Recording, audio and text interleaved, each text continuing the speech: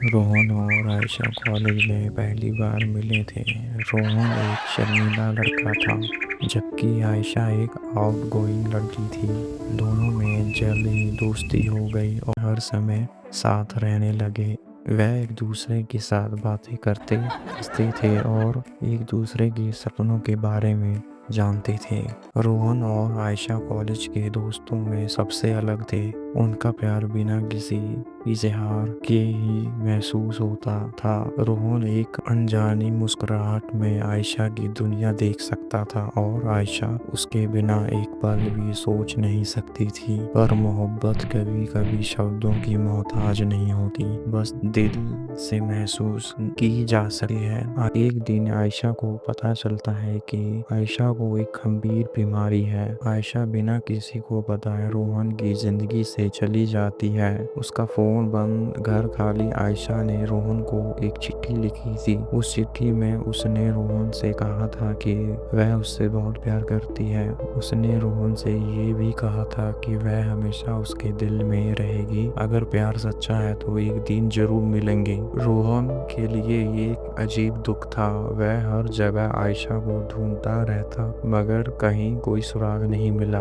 रोहन और आयशा अक्सर एक कैफे में जाया करते थे। वह कैफे बहुत ही सुंदर था। वहाँ हमेशा संगीत बजता रहता था और लोग बातें करते हंसते रहते थे। एक दिन पुराने कैफे में रोहन बैठा था। सामने एक लड़की बैठी थी, छुप पर जाने पहचाने चेहरे वाली। जैसे ही उसने अपनी आंखों से पल्लू हटाया, रोहन की दुनिया एक पल में इधर से उधर हो गई और उसकी दुनिया रुक गई। आयशा वापस आ गई, मगर अब उसकी आंखों में आंसुओं का एक समंदर था।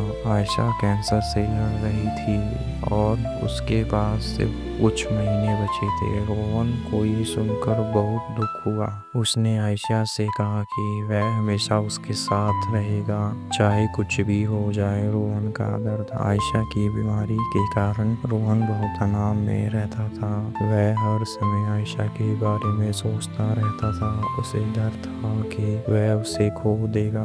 आयशा रोहन से दूर इसलिए गई थी क्योंकि उसे पता था एक दिन उसका सफर अधूरा छूट जाएगा, लेकिन उसका दिल भी उसी का रहेगा। रोहन ने उसका हाथ थाम लिया और कहा, मोहब्बत सिर्फ जीने का नाम नहीं, मरने तक हाथ निभाने का नाम है। उसने आयशा के बचे हुए दिन इतने खूबसूरत बना दिए कि मौत भी शर्मा जाए। और एक दिन एक सुकून भरी मुस्कुराहट के साथ आयशा उसकी बाहों में सो गई हमेशा के लिए। लेकिन रोहन के दिल में उसका प्यार अमर हो गया। आज भी वह कैफे की कुर्सी खाली रहती है, जिसमें सिर्फ एक याद बैठी होती है, एक लम्हा मोहब्बत का।